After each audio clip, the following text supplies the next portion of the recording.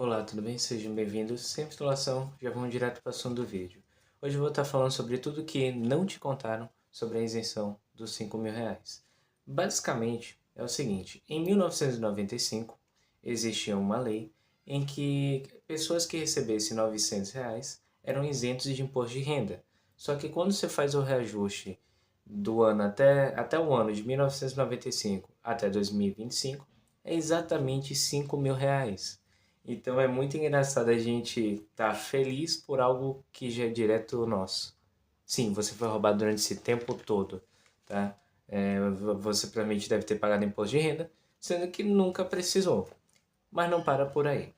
Obviamente, mais de 16 bilhões de pessoas vão ser beneficiadas, o que é bom. Afinal, menos imposto, felicidade pra gente. Só que tem um detalhe. Vamos lá. São mais de 16 bilhões de pessoas. Legal. Tem um rombo, né, na falta de arrecadação de 25 bilhões. Então nós temos um buraco bem pequeno. Bem pequeno. E aí, para resolver este problema, 1% da população mais rica, né, entre 50 e 100 mil reais, né, para quem recebe, vai, no caso, estar pagando mais imposto para poder equilibrar estes 25 bilhões. E são equivalentes a 140 mil pessoas.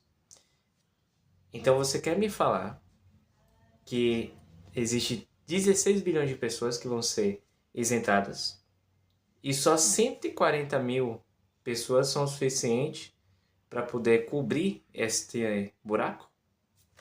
Essa conta não fecha, né? Exatamente.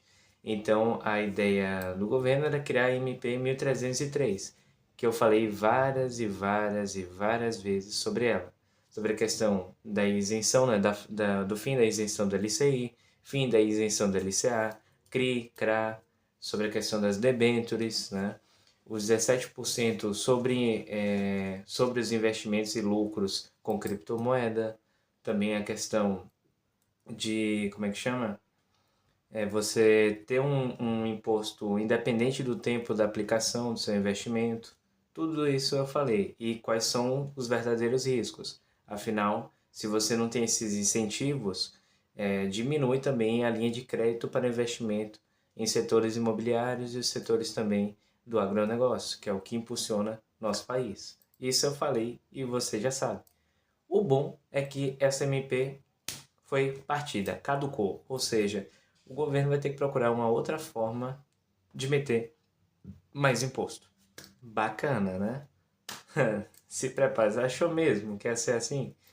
E também, né, a gente já sabe, eu já falei várias vezes também neste canal, da questão da reforma administrativa no setor público. Essa bomba ainda vai estourar. Eu estou falando antes dela acontecer. Mas pode se preparar que ela vem. Né? Eu já vi em algumas universidades, né, um cartaz, inclusive, né, sobre a reforma administrativa, né, e como ela vai afetar todo o setor público. Como eu falei, não existe, não tem como a gente ter salários dessa forma, muita gente sustentada pelo Estado, se ele não tem dinheiro, ele está quebrado, o Estado está quebrado, essa é a verdade. Então, a gente só está ouvindo falar desde 5 anos, basicamente, de arrecadação, batida de meta, lucro acima, não sei o que, e tudo é questão mais imposto. A gente está batendo recorde de arrecadação um mês após outro.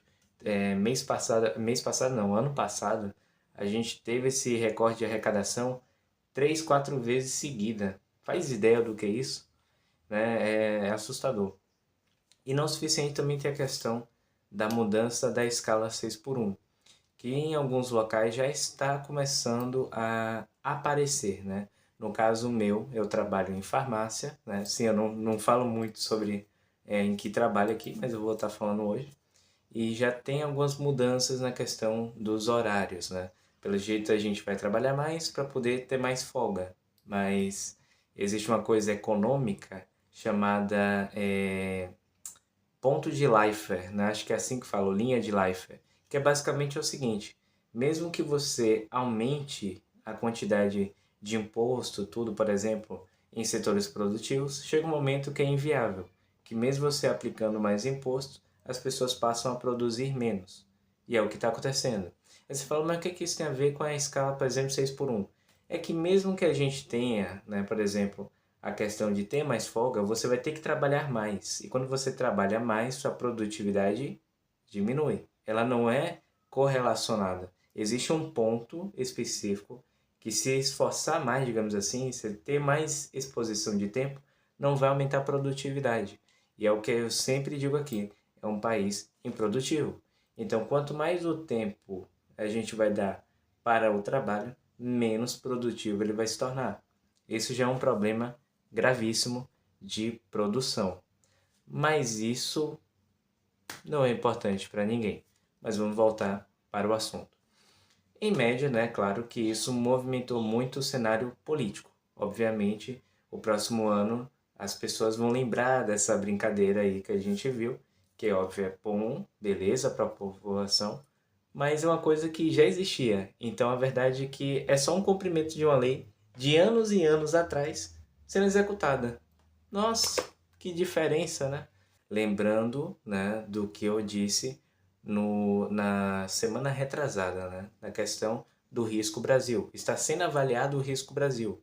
À medida que a gente vê novas atitudes populistas, né, que não tem uma base forte monetária para cobrir isso, o risco Brasil aumenta, tá? Apesar da gente ter essa conversa toda entre os presidentes, como eu falei, tá tendo aí, talvez tenha menos sanções, isso ajuda também nossa bolsa. Digamos que o dólar literalmente disparou. Assim, literalmente assim. Para você ver a instabilidade que a nossa moeda tem. Tava 5,30 há 3 dias atrás. Fomos para 5,50. Só com uma notícia ruim. Como é que a gente pode confiar nossa economia, nossos esforços, nosso trabalho para um país que literalmente, em questão de minutos ou às vezes dias, tudo pode mudar? Entende? É isso que eu quero dizer. Quando eu falo sobre investimentos, negócios, quando eu falo desses assuntos mais políticos e econômicos, é para você entender que assim, mesmo que você ganhe dinheiro no Brasil, você ainda está perdendo. Entendeu? Esse é o maior problema. E tem um outro detalhe mais importante. Ao passo, né, que o real está sendo desvalorizado, o ouro está subindo e a prata está nos seus pontos máximos. Sabe o que significa? Crise econômica. Este é o maior alarme existente na face da Terra. Ouro e prata são os únicos metais que só sobem quando vai dar ruim. Quando vai dar ruim. E a gente tá vendo, tá nas altas históricas, tem gente que, até alguns amigos meus próximos está aplicando um dinheirinho pequeno, mas tá, e estão ganhando 4% em questão de dias, ou seja, um alarme gigante. É muito estranho, tem coisa estranha acontecendo. E se possível, invista em Bitcoin, Ethereum e Solana, pois eles estão sendo, teve uma queda gigantesca, né? Teve uma liquidez muito estranha no mercado. Eu ainda vou ver o que está acontecendo, porque eu não entendi, né? Não entendi dessa vez. Eu provavelmente tem a questão lembrei até, tem a questão da liquidez lá nos Estados Unidos, o risco dos Estados Unidos aumentou também, pode ter reagido, mas eu vou analisar depois.